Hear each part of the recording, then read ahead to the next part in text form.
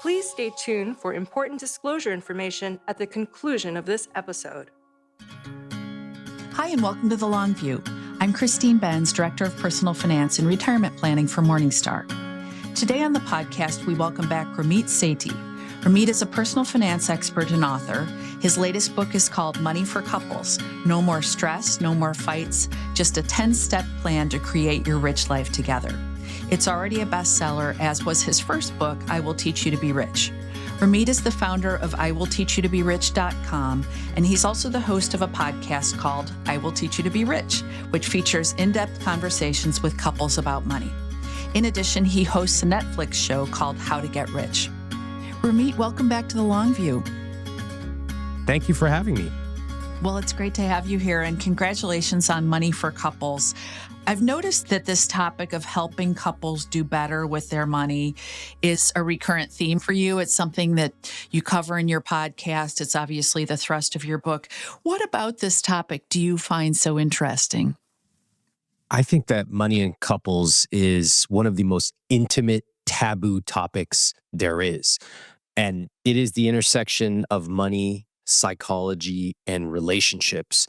So since I've been writing about money and helping people with money for 20 years, this really goes into a much deeper level than anything I've done before. And on a personal level, I have also had my own difficult conversations with my wife, and I've had to really take a hard look at my own relationship with money as we have tried to work together to create this shared vision of a rich life.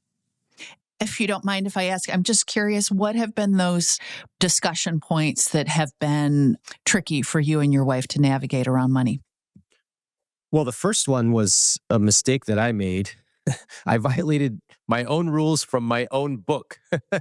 At one point when we were dating, my now wife said to me, "Hey, it doesn't really feel fair because you know everything about my finances and I don't really know much about yours."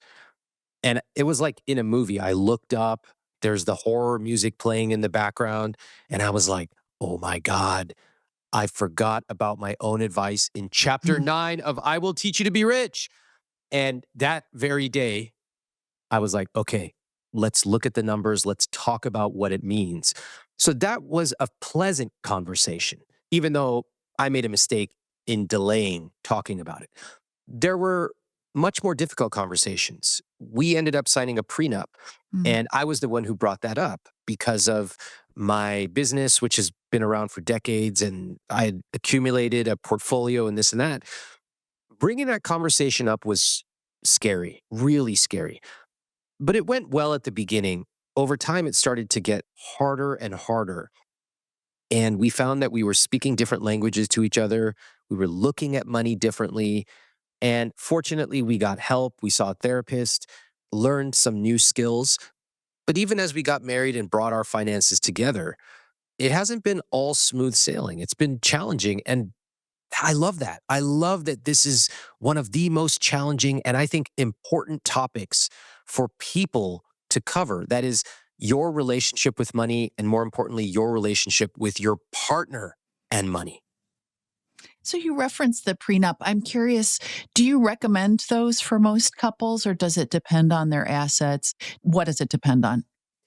Most couples don't need to get a prenup because most couples do not come to a marriage with a disproportionate amount of assets. Even when I started thinking about this, and I had a bunch of friends and others who had been married, and they were all giving me different types of advice, it was unusual for me. I don't know anyone in my personal network at the time who had signed a prenup. I thought of it like so many Americans. Some asshole in the back of a limo rolls down the window, takes his top hat off, and says, "Sign this prenup." And that's not real. That's Richie Rich. And what I learned is that in any business, you have a contract. And even though in America we love to conceptualize marriage as purely love, we should remember that that is a very recent historical phenomenon. And indeed, in a marriage, you are creating a business. You are creating the business of running a household. So for those who have a disproportionate amount of assets. Maybe you have a business. Maybe you have a house. As people are getting older, they may own real estate or any sort of specific assets. You want to have those discussions about, hey, of course, we're planning to get married. We want to stay together for the rest of our lives.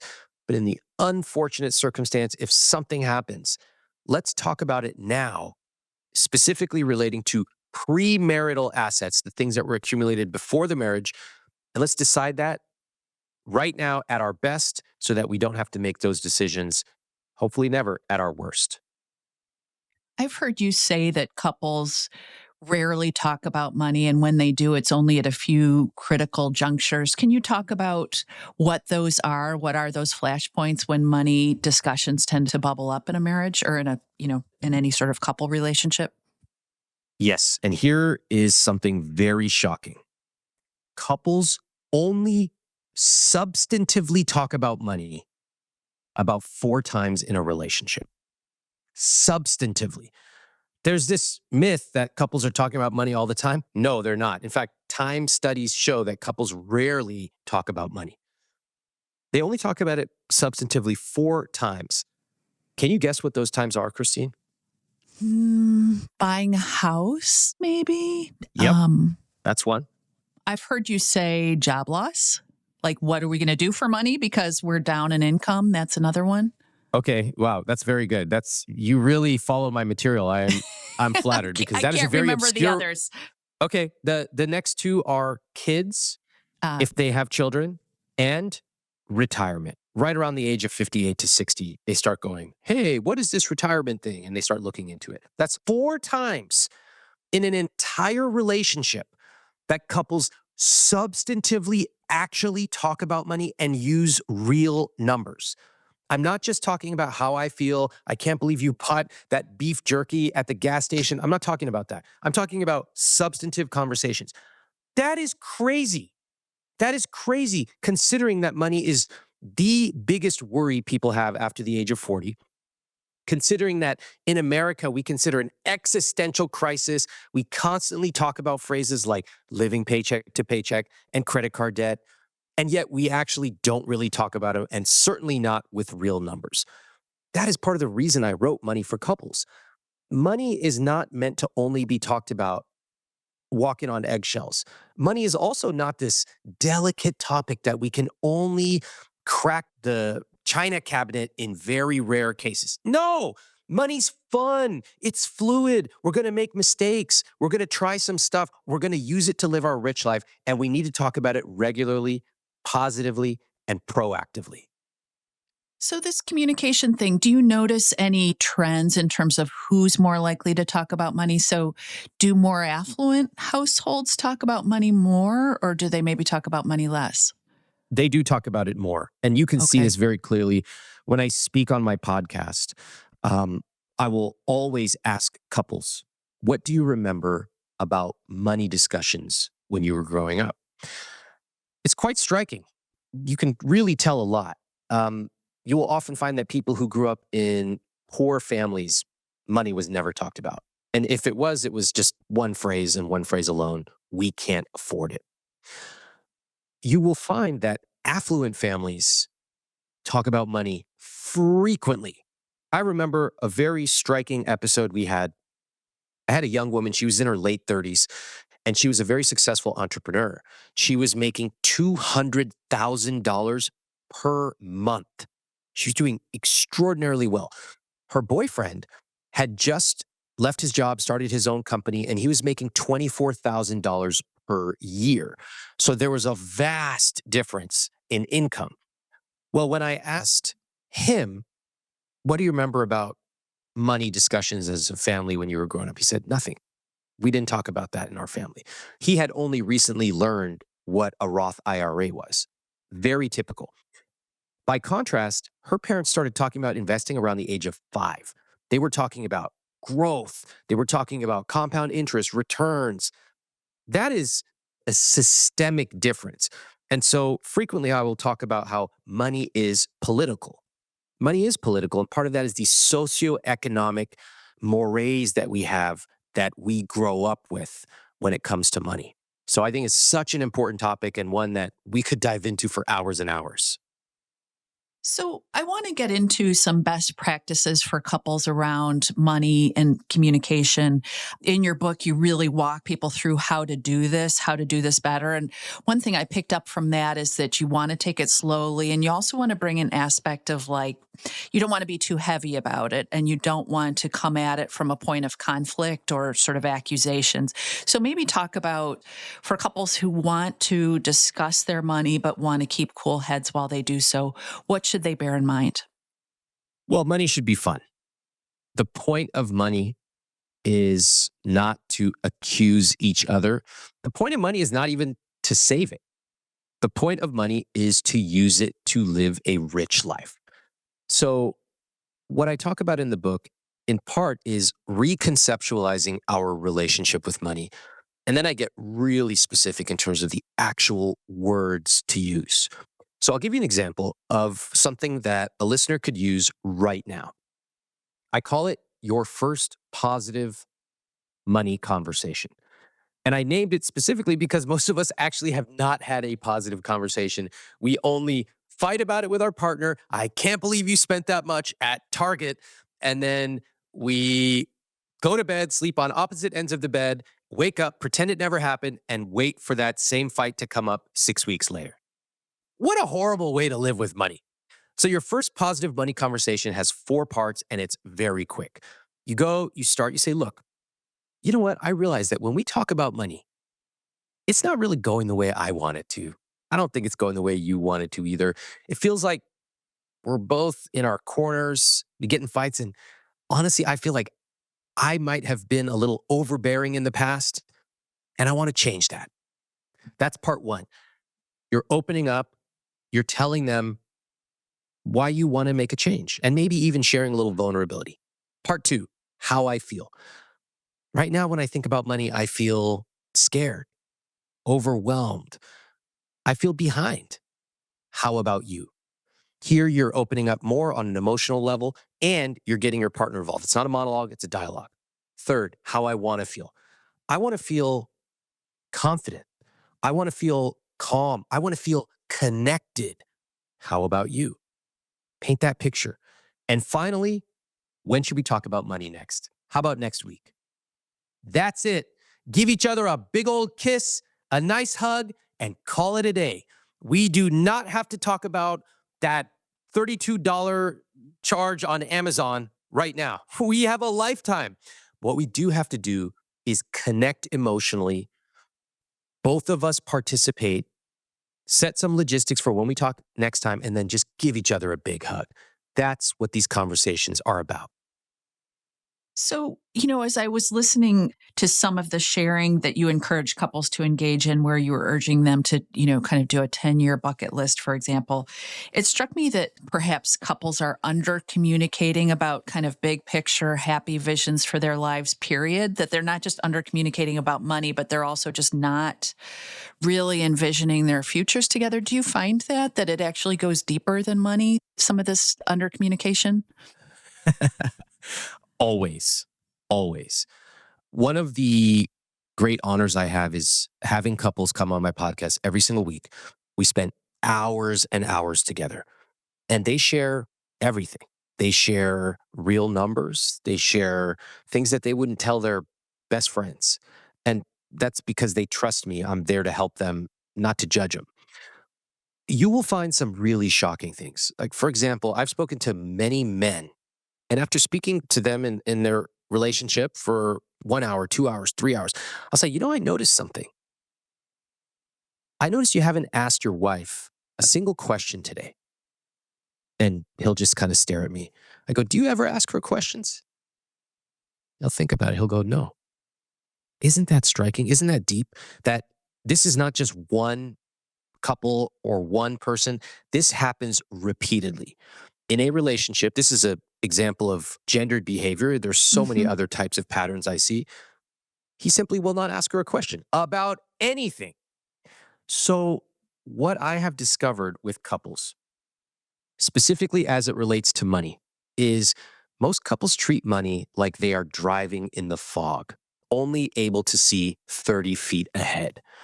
We focus on this month. We derive most of our information and feelings about our finances from what's in our checking account. We're routinely surprised by how much our holiday gifts cost us, even though it happens every single year. So, why is this? Why are we operating like this? Why are we surprised? Are we clueless? Are we dumb? No. We simply live month to month. Few of us even plan 6 months ahead, much less a year or 30 years ahead. And this is what the financial industry does not understand. They constantly use language that simply does not match how human beings operate. They'll ask, what are your financial goals? Well, that's not how people think about stuff. So if you ask that question, they're going to give you some made up answer. Well, I think we'd like to retire at some point. I don't know. No, you're asking the wrong question. You've already activated a bad answer because of your question. This is where the financial industry could really understand people on a deeper level and ask better questions. For example, planning ahead for something you don't like is a double whammy. It's like asking someone to plan ahead for a root canal. Hey, when are you planning that root canal in 2060? Why would I? I hate root canals, and I certainly hate planning for one 30 years from now. So this is why we have to make money fun and connective and actually give people permission to spend on the things you love. Because again, the point of money is not to save it. It's not even to invest it. It is to use it to live a rich life. Yes, you should invest. But if you start off by telling people, oh, you're so bad, your IRA isn't funded enough, they're going to check out right away. So is part of the issue too that, we're asking 25-year-olds to think about their retirement. They don't want to think about when they are 65. They don't want to envision their older selves. Is that part of it as well? That, that's what makes it not fun if we're telling people to look Yes. that far into the future? I started my business, I Will Teach You to Be Rich, when I was in college. I started from literally from my dorm room. Do you know how many financial professionals I saw giving talks where they were literally talking about estate planning to college kids? What's an estate? I just want tequila this Tuesday. What are you talking about? And going and talking to these 30-year-olds now and saying, oh, let's talk about real estate. Get a clue. Interest rates are at 7+%. You're talking about buying a house. How about talking about meeting them where they are? Hey, what's important to you? You love going out with your friends? You love traveling? Let's start there. Let's talk about that for 10 minutes. I'd love to find a way to help you travel more. Get them engaged. When I do this with couples, with individuals, and I'm like, hey, tell me where you like to eat. And they kind of look down. They're a little embarrassed. Oh, I don't know. Sometimes I eat out occasionally. I go, come on, tell me. Here's where I eat. What do you like? They tell me someplace. I go, what do you order there? I'm genuinely curious. You like to buy clothes? What kind of clothes? I love clothes. Oh, I shop at this place. What about you?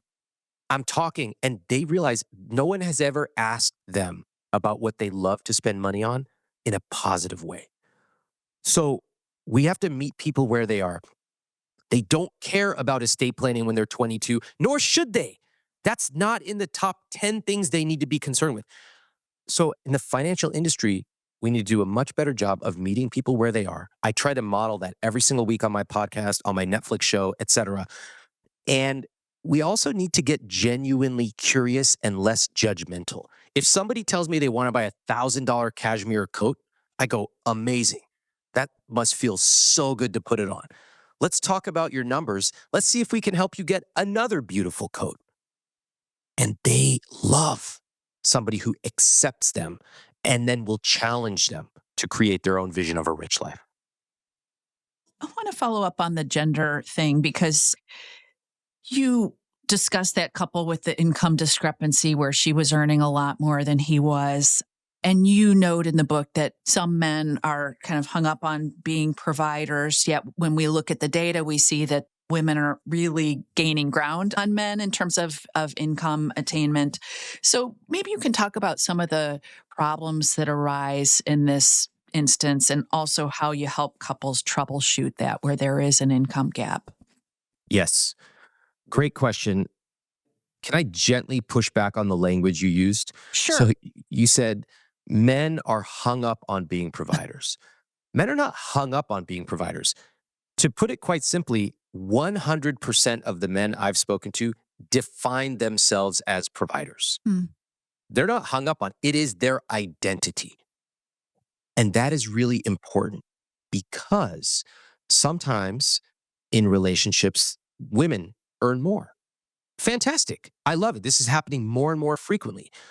Well, guess what happens to the financial dynamics and relationship dynamics? I will ask the gentleman in that relationship, I'll say, how do you define yourself when it comes to money? Go, oh, provider. Always. I already know what he's going to say when I ask. I say, well, tell me something. How do you reconcile being a provider while your girlfriend or your wife is earning $60,000 more than you? And they look completely dumbfounded. They didn't realize that the source of their conflict was not how much somebody spent on gas last month, but rather an identity issue. Because if you are not a provider for American men, who are you? They don't know. There's been very few models of that shown. And I think this is one of the hottest and most interesting topics, which is identities are changing. They have to by nature of educational metrics, income by gender, especially in big cities. Things are dramatically changing and very quickly. So we need to start talking about what that means for our identities because it's not the 1950s anymore. Yeah, I've known couples where the wife has earned more and yet she has been the one to step out of the workforce or to, reduce work to care for children. And sometimes it's because she sort of has the more natural affinity with their kids or she's better at being with their kids. But it's interesting to me that sometimes couples make that choice to kind of conform with the cultural norms where he's got to be the provider. And if someone is going to be full-time childcare provider, it's often the female partner. Yes. Yeah. And I don't mind if a couple, it's first of all, it's not my place to judge how any couple Right. operates. As long as it's fair and they like it, fantastic. But it's so interesting that we will often make some of our biggest life decisions without really examining them. Like as an example, when people get married, they rarely talk about money. Rarely. This is shocking to people, especially in the financial industry. What do you mean they don't talk about money? No, they don't talk about money. In fact, when they buy a house, over 90% of people do not even run a basic calculation for costs. Basic buy versus rent. They don't understand their phantom costs. They don't look at numbers.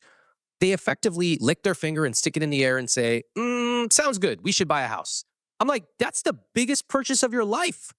What? We got to run one calculation. You could do it for free online. But that's just simply not how we think. Same for childcare.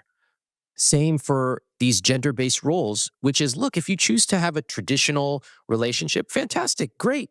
But you've got to talk about it. You've got to really examine this issue before you make a decision that is often very difficult to change later on. That's why I do what I do, is I want people to deeply examine what their rich life is. It's up to you to decide what it is. If you want to travel 3 months a year, great. You want to have 6 kids? Amazing. It's totally up to you. But go deep, examine it, really think hard and design your rich life. I wanted to ask about the business of blending finances. I think you're kind of on the team where you think that people should coordinate and share their financial resources rather than each having their own separate accounts. But maybe you can talk about what you think are best practices for couples there. For married couples, the Mhm. simplest way to set money up is to have everything blended, meaning money is shared in a joint account. But I will add a couple of wrinkles.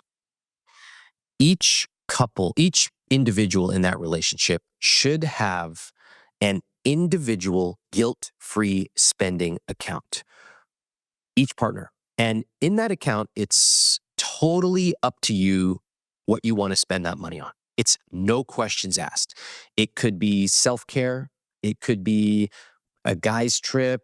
It could be any beautiful clothes, whatever. It's totally up to you.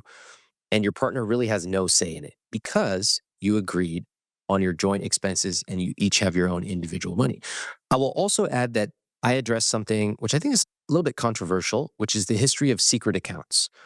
And Mm. there are lots of political reasons for this. We should remember that women only recently in living history got the ability to open up their own accounts. Many young men don't know the history of that. It's really important to know. And so there's a history of often having a little bit of money put aside, often under the mattress or in a secret account. Now, I will tell you, I believe in each partner having an individual account that only they have access to. For example, my wife has an account that only she has access to, and I think that's the right thing. It's up to her how she wants to spend or save that money. I'll never ask a question about it. But those accounts should not be secret because in a relationship, financial infidelity, it is devastating. Finances are one of the most intimate things that exist in a relationship. So we can protect ourselves, we can honor each other having their own autonomy in a relationship, which I think is a great thing. But we should also be transparent about it and talk about it. So, could someone forego that individual account? So, say you have and I guess I'm asking for a friend here a little bit, but say you have a relationship where everything's joint, always has been, but I do feel a lot of latitude to spend on what I need and want to spend on. And I think my husband does the same. Is that okay where it's all just coming out of the same account and we each have free reign to do what we want and there's enough trust there? I think it's okay. Again, I am not here to dictate how any relationship operates. I'm here to show you what I've learned in terms of best practices, speaking to lots of people over 20 years. I think there are certain things to consider. This is what I mean by doing a deep examination of big decisions. So there are little things like if I want to buy a gift for my wife or my husband, where's that Mm. money coming from? That's a minor thing, fine. Maybe I want to have a little bit to surprise him or her. But then there are more serious questions. Right now, everything's great in the relationship. Maybe we've been married 25 years. But what if just that 0.1% chance something bad happens? What if there's a separation? What if there's financial abuse or other kinds of abuse? My mom has one of those things she bought from Ross. It's hanging on the wall, a bunch of quotes. It says, trust in God, but lock your car. And it's a good reminder that, of course, I trust my wife. Of course. And my wife trusts me. We love each other always. Yes. Every couple also wants to have that 0.1% where you go, hey, what if something just awful that we can't even fathom happened? Let's just put a little bit of protection into place. And to have a simple little individual account where you have some of your own money under your own name, I think is a very prudent decision for most people. Wanted to ask about another thing that you say, which is this whole business of one partner being the money person in the relationship is not a great model. So maybe you can talk about that because I do think that's very common for couples when they gather to sort of determine that one person's going to be in charge of all the money matters. Why is that not a great idea? Many couples really slide into their financial arrangements with each other. Like I said, most couples don't talk about money substantively. So it's quite rare that a new couple would sit down and say, hey, let's gather all of our information and let's create our shared vision and our philosophy on money. No, it's much more likely that one person comes with these 5 accounts, the other has these 4 accounts. They sort of combine it, but not really. And it's a little sloppy.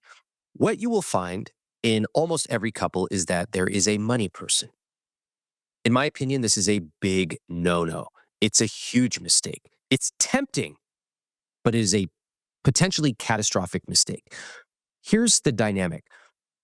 We intuitively divide up responsibilities in a relationship. One person empties the dishwasher, the other mows the lawn. I get that.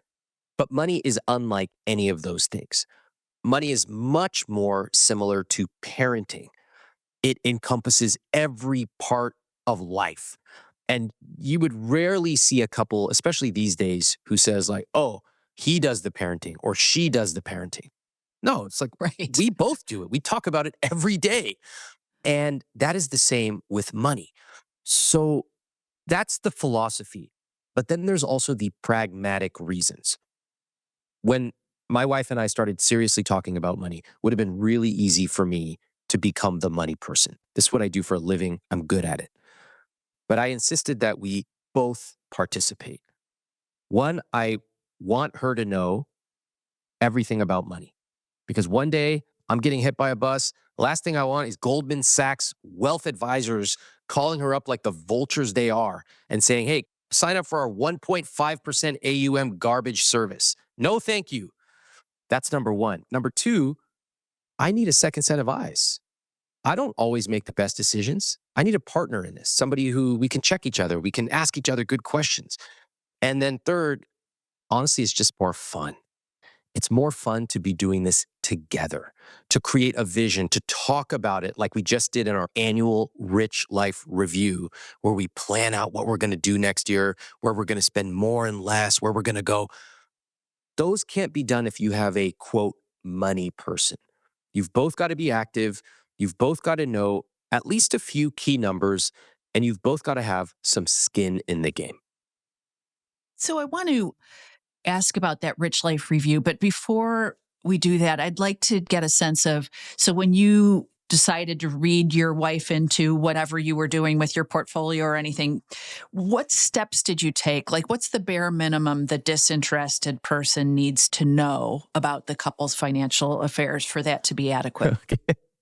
I like the question because it's very realistic. It's like, look, some people are just not into this. It's true. So what's the least? Yeah. Let me tell you the answer, and then let me tell you why I think that I can get anybody interested in finances. At least that's my goal.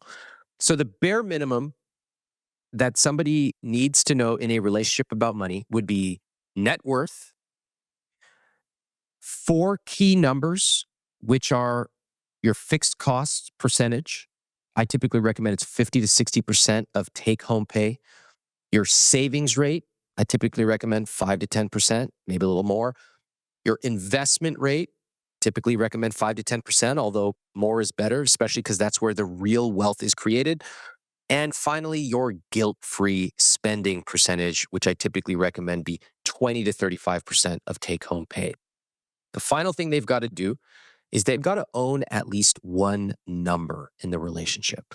What that means is maybe they're in charge of keeping groceries below $800 a month. Or maybe it's they've got to make sure that total travel per year is less than $2,500 a year. Regardless, whatever it is, they own a number which provides them skin in the game. So those key things, net worth, 4 key numbers, and own at least one number, that is the bare minimum. So you referenced this guilt-free number, and you've also talked about kind of a guilt-free spending amount that, you know, you're not going to sweat it if it's something that falls below that threshold. I think that's such a helpful concept. I'm wondering if you can flesh that out a little bit more. I call it a worry-free number. And what I find a lot, I speak to a lot of wealthy people on my podcast who have millions of dollars. They've accumulated it, invested well, and yet they struggle to spend it. They really struggle. And this is becoming a bigger and bigger topic in the financial communities. I think it's a real topic. I take it very seriously, even though I think in the mass market, it's kind of like, boo-hoo, rich people. Right. Where? No, it's a real topic because a lot of people will end up in this situation, especially people who are listening right now. They're going to end up with more money than they ever thought. And most people in America have not built the skill of spending money. Think about it. Everybody talks about how to save money. Almost nobody teaches you how to spend it meaningfully. So 3 core skills when it comes to money: earning money, managing money, and spending money meaningfully. Which of those is the most neglected? I argue it's the third. And that is why I talk extensively about a rich life, how to decide what your money dials or those important things are to you. I give people examples of how I spend extravagantly on certain things and I cut costs mercilessly on others. So here's a little tactic that everybody can use right now. It's called a worry-free number. And it means we are not going to worry about things below this number. So imagine when you were 17 years old, it was like 50 to 99 cents for a pack of gum. You know, you're in the grocery store line, you see a pack of gum, you grab it. Done. It doesn't affect you at all. 50 cents, who cares? $1, no big deal. The problem is that as we get older and wealthier, we don't actually adjust that number. So you'll hear literal multimillionaires obsessing over the price of blueberries. It's crazy. Rich people are obsessed with berries and how much they cost. I'm like, are we seriously talking about this right now? I can calculate how much you made in the last 45 seconds. And they're telling me I opened up 2 spreadsheets. I have a macro set up that automatically draws in and uses AI. I go, stop talking about this. I don't want to hear about you optimizing a price of berries. You're wasting my time. So a worry-free number should necessarily change. And this is a fun exercise with your partner. You go, hey, what's a number where anything below it, we're not going to worry about it anymore. It's not going to affect us. If you're not sure what the number is, pick $20. So anything below $20, it's fine. Now, I know what you're thinking. I know the people listening, they go, oh, Ramit, are you saying I can just spend $20 800 times a month? And I'm like, all right, you freaking optimizer. It's interesting that hyper frugal people always assume the worst about spending. Like, you think somebody who's had a 45% savings rate for the last 35 years is suddenly going to trip and fall and start dropping $6,000 a month on eating out? It's never going to happen. You'd be lucky if you can splurge for a cheesecake for dessert. So it's time to really relax if you can afford it and pick a number that's appropriate for your financial situation. Try it out for 3 months. Set a calendar reminder. If you don't like it, you can adjust it down to 18, or maybe you can adjust it up to 50. It's up to you. My number is considerably higher than that, and it gives me freedom and flexibility to spend on the things I love, and I hyper focus on big purchases like a house, a car, those type of things. But something that's $20, in my financial situation, it does not make a material difference. I would challenge you to find your worry-free number. So, a related problem for people who are kind of in that optimizer mindset is I find people often seem to kind of move the goalposts on themselves in terms of how much they need to save to be happy with themselves, to maybe give themselves permission to cut back at work or whatever. Do you find that? And do you have any tips to share on that front to kind of find enough, for lack of a better term? Because that seems like such a struggle. Yes. The entire financial industry basically wears the same glasses, the same lenses. And that lens is they look at the world through the lens of numbers. They really think that happiness is found in a spreadsheet.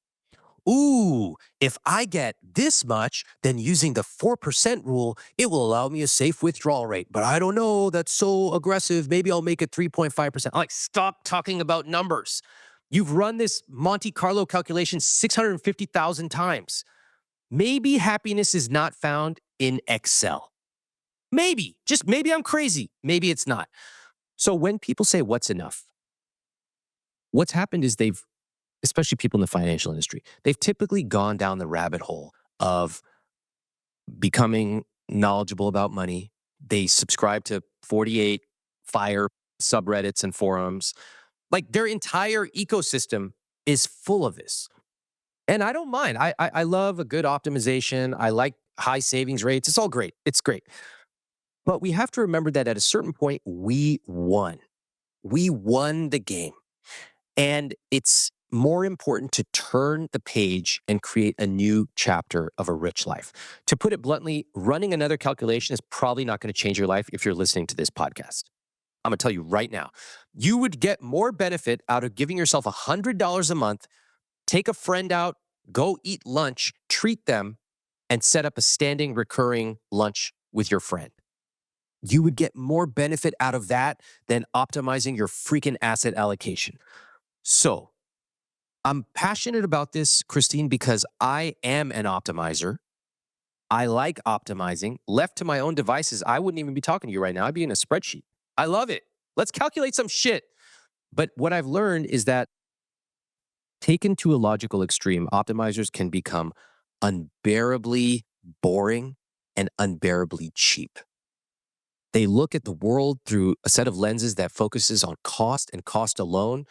They delay happiness, thinking oh, one day I'll do what I really want to do, only to arrive at that number or that age, having handily exceeded their goals, realizing they actually have no skills to spend money meaningfully. They have deteriorated in their ability to build hobbies, to spend it, to even treat other people because they are constantly looking at the cost and telling themselves, that $86 dinner, we could invest it and given 25 years and a 7% real return rate would actually compound and turn into $350. Nobody wants to be around that cheap person. Stop it. Live a rich life. Yeah, save your money, but also you got to remember to spend it. Spend it on the things you love and the people you love.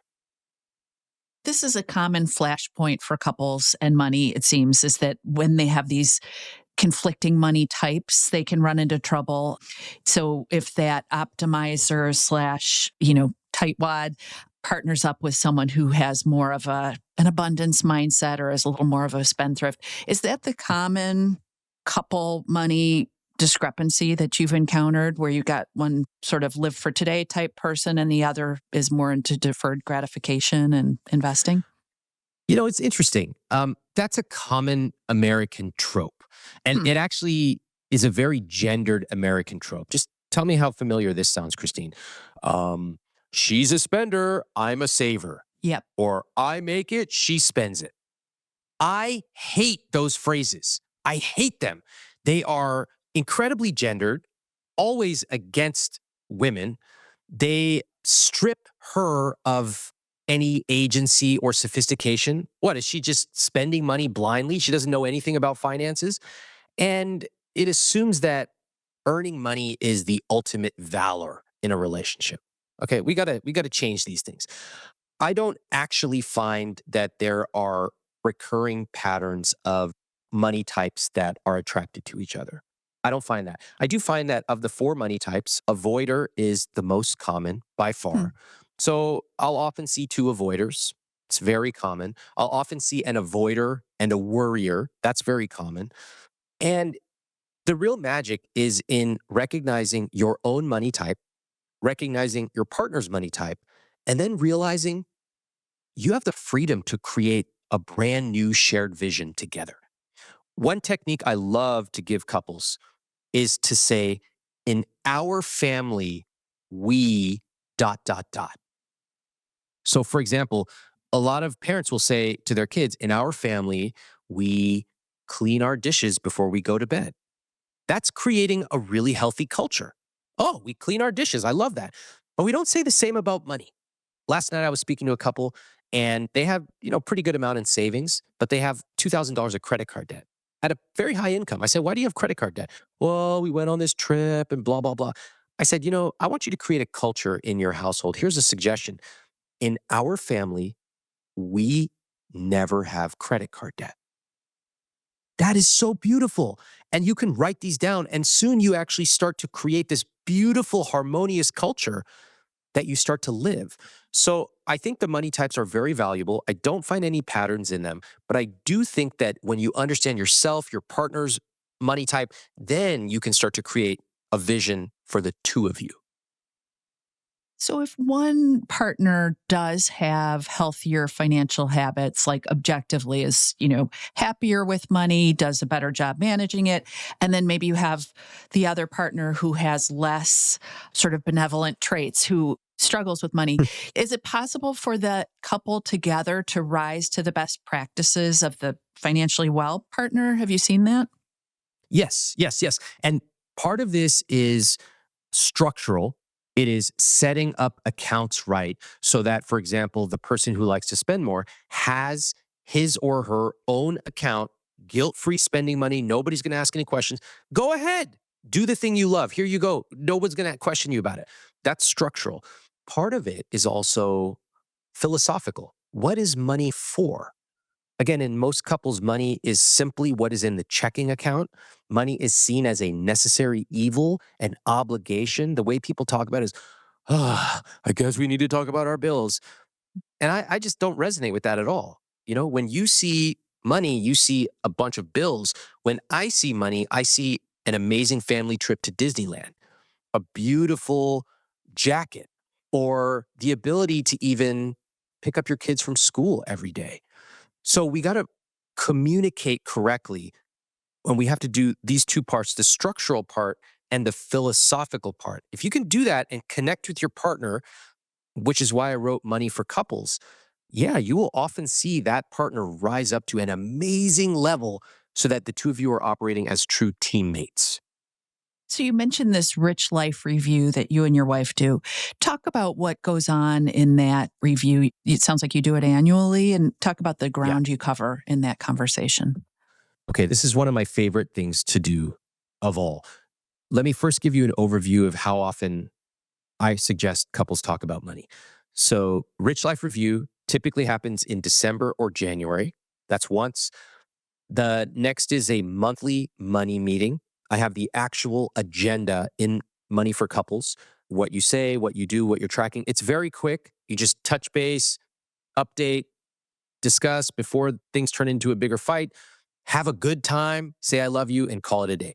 And then at 6 months, you just check in. Hey, how are we doing according to our plan? We still have 6 more months. If we need to change something, that's it. So annual, monthly, and then 6 months. And these are quick meetings. The annual Rich Life Review, which my wife and I just did, oh, I love it. So we give ourselves a lot of time. We'll talk for an hour or two, and then we'll pause and we'll do another session another day. Typically, we'll go for like 5, 6 days. We spread it out. We're in no rush. The ultimate luxury is time.